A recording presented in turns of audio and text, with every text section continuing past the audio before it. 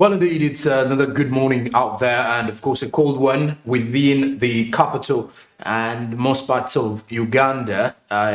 Well, if you're to stretch down back to the East African Community region, you will have to find out that most of the people in here actually experiencing some cold weathers across the entire region, apart from those living at the coastline.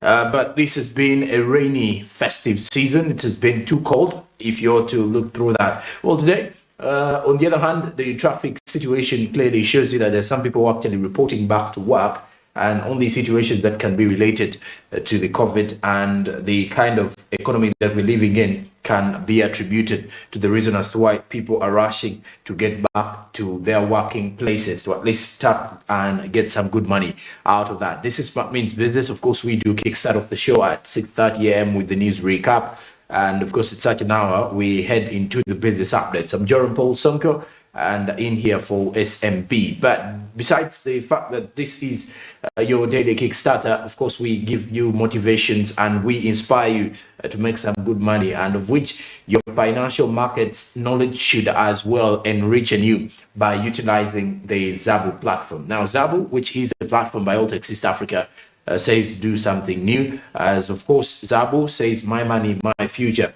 Use the USSD code *292# and then follow the prompts, where you will definitely be able to notice and make more money for yourself as an individual. And of course, on the other way, it is just a minimum of 15,000 Ugandan shillings. You're definitely going to be ready to as well conquer the business world. But of course, the easiest way to do so is by investing in bonds and securities with Zabu. Zabu, which is a platform by Alltech East Africa, has markets that open up at 8:15 a.m. and these particular markets close at 3:15 p.m. You should as well note that these markets close on public holidays and also during weekends. But at a time like this one, if you've not yet registered, please do with your need, and in the next 24 hours, you'll be ready and viable when it comes to investment. That is Zabu for you, a platform by Alltech East Africa. Zabu says my money, my future. Alltech East Africa says do something new.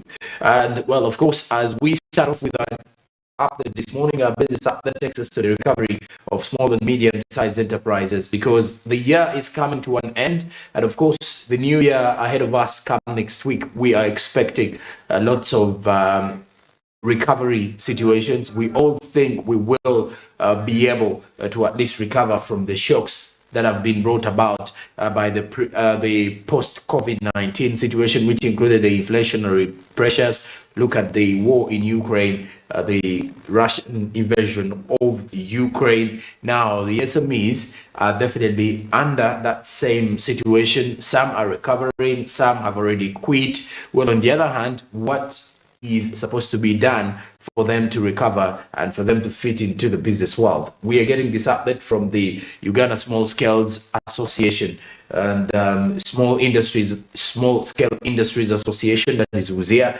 and this is from the manager membership, Walusi Biandru, giving us more of how SMEs can survive in 2023, which also includes formalizing their businesses. Let's have more in this update.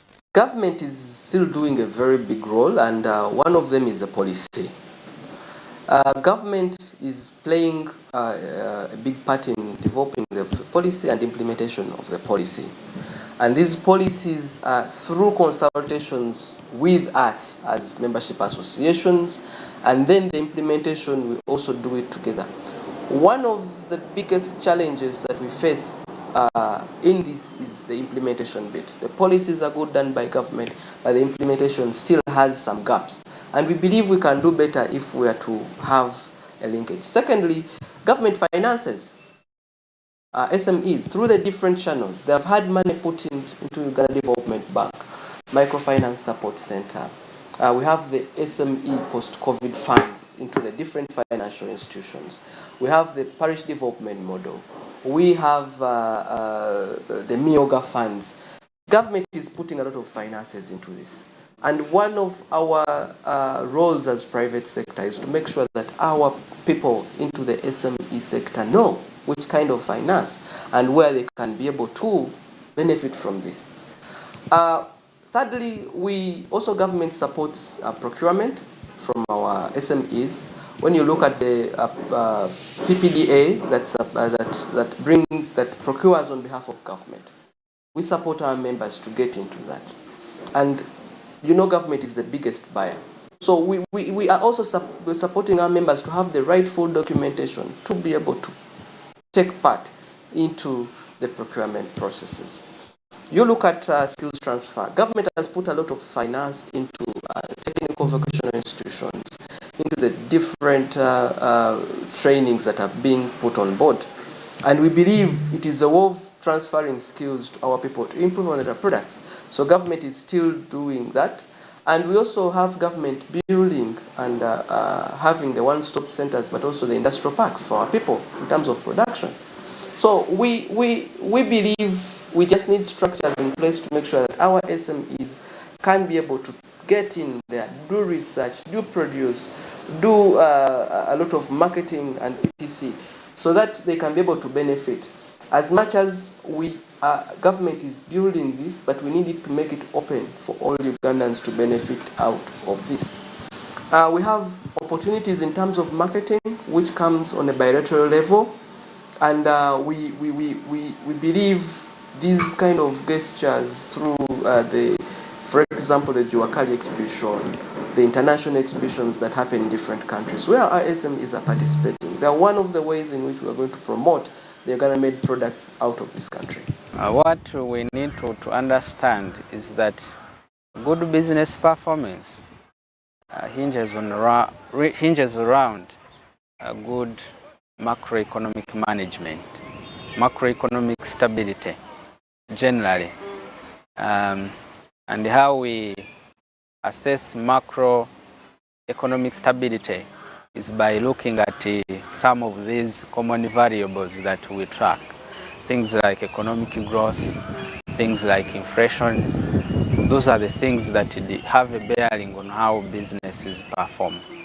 But of course, we know with the global developments that have been happening, the COVID-19, Ukraine war, name it, there have been lots of instabilities in these variables, not only in Uganda, but across the world.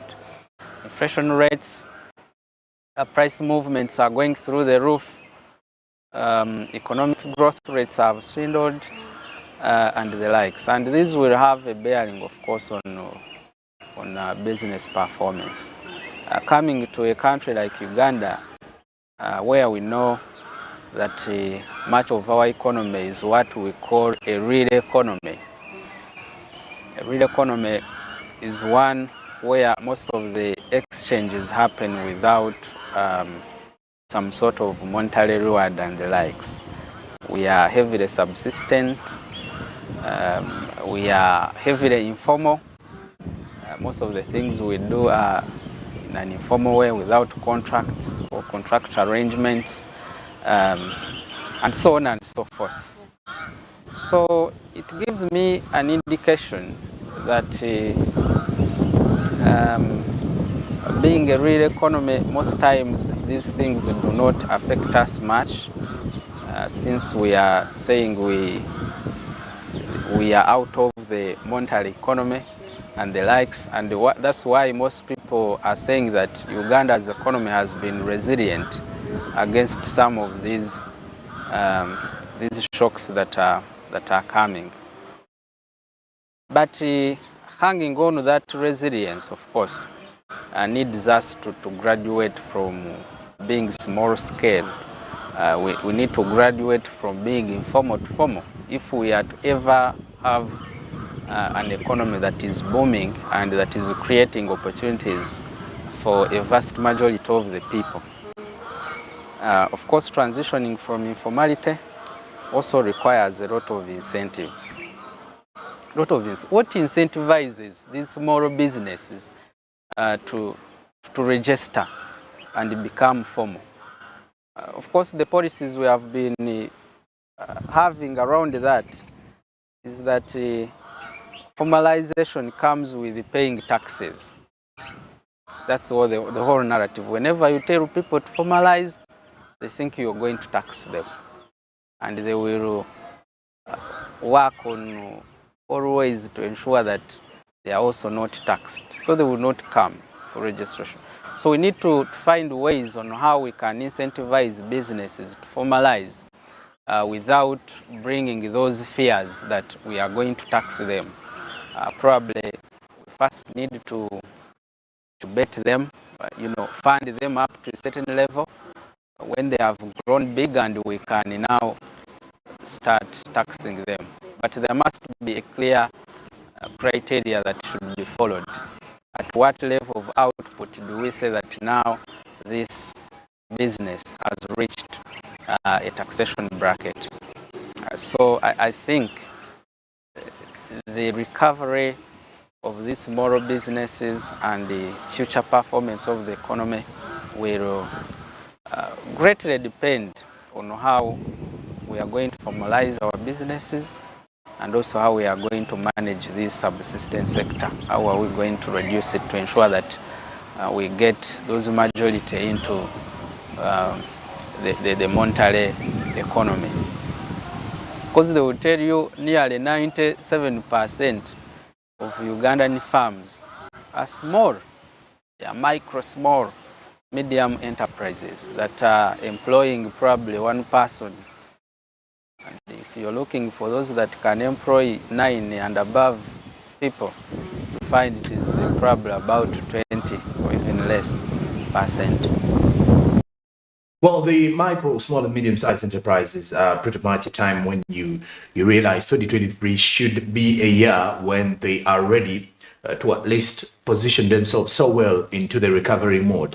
But also at the end of it all, you realize that it's not that easy, or it may not come that easy, unless they are able to strategize and set out the pace. Well, when it comes to the world of innovation, 2022 hasn't been that favorable for almost the entire SME sector, reason being that most of them had very less capital, a less capital base to at least fit in and restructure or expand. So ideally, most of them are only fighting to remain in business, which is good as well, because if you can't keep your business in such conditions when the economy is still struggling as well, then later on, you never know how you will be able to recover, hopefully, 2023. So 2023 is providing a very huge opportunity. We all have all these high prospects of a new year, and of course, everybody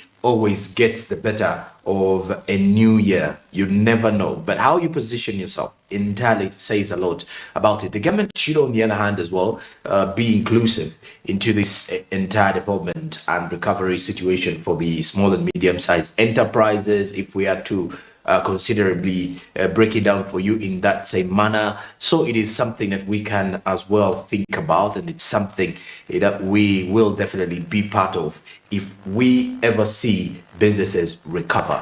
The SME sector, which is one that actually has the highest majority of the working population, especially the self-employed Ugandans, not only in Uganda though, across the African continent, you will get to realize that the self-employed all fall under the small and medium-sized enterprises, especially in sub-Saharan Africa. When you stretch it over to North Africa, you will get to realize that the medium-sized enterprises also have a very huge number of participants in there, or stakeholders, if I'm to put it right. But also, on the other hand, we continue to look at recovery and everything that comes by, you will have to realize that it's a hard nut to crack for one to stay afloat in business. But the biggest chance there is to continue being resilient, and of course creating room for what is most necessary as it comes in that situation. All right, now besides the SMB update, now let's get into our press review this morning.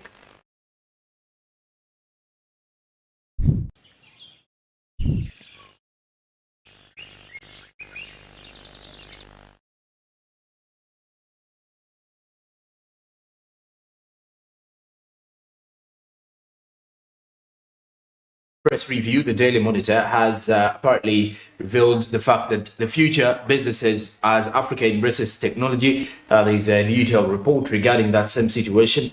And then also, on the other hand, is regarding the fact that 12 high voltage power lines vandalized in just a month. That is another report coming in from the Daily Monitor. And why is that so? So you need to as well look up to the Daily Monitor and see what happens. Also, there is a return to on investment of public projects law. According to International Monetary Fund, that the return on investment of public projects in Africa are low and are lowering.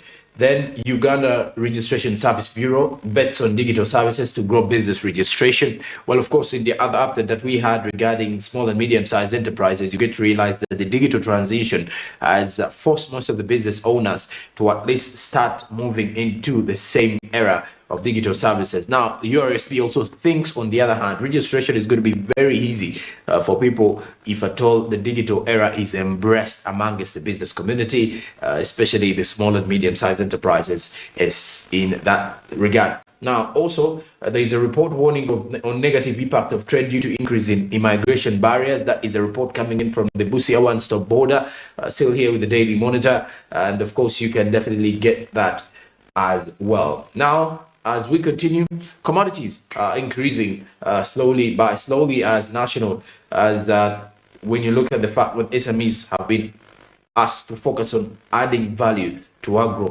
products. That is another big situation whereby SMEs can as well think about it, or can as well position themselves in the agricultural value chain, and at least see how they can be able to tap into that particular sector. Now, the return on investment of public projects is low. That is according to the IMF. I did apparently hint on that at the start of the press review this morning with the Daily Monitor, and what you should be expecting from that particular space with the Daily Monitor as well. Now, moving further, as we move on to the New Vision to see what is coming in from there as well, to understand more of what you need to know of the New Vision today in regards to the world of business and coping up to speed with the business world, as the day is actually post Christmas, and the celebrations have already stopped in most parts of the country. So that means most people are heading back to their workplaces. Of course, there are those who actually who returned to work yesterday, but that is something that you should be as well having more on the situation from the New Vision as well, and the Daily Monitor. It's 22 minutes past 7 o'clock. It's a morning. It's a cold one here in Kampala. It's indeed a cold day, and the traffic is actually picking up in most parts as well. So you get to realize that by the time 2023 kicks in, you should be very ready to start your work, or you should be ready to head back to your workplaces, because hey, you never know what is going to happen. Anything is going to happen at one single point, or you should be ready to position yourself in a mode that is very aggressive, and you will be able to conquer the business world with that particular one. Well, after the break, when we do return, I've got Karibu East Africa. That is the latest business information coming in from the East African Community region. But not only that, we shall be giving you more updates coming in from the SMB international scene. And here is when we look at stories and reports making headlines across the business world, but away from the East African Community region, that is across the African continent and also across the entire globe, for you to keep up to speed with information that is relevant for you and your business. So if you are a business person, you need to definitely keep up to speed with such information, because it does push your business forward as we continue to move further. But that is what we have for you in this particular segment and this particular hour. When I do return, I have Karibu East Africa and the international news. Good morning.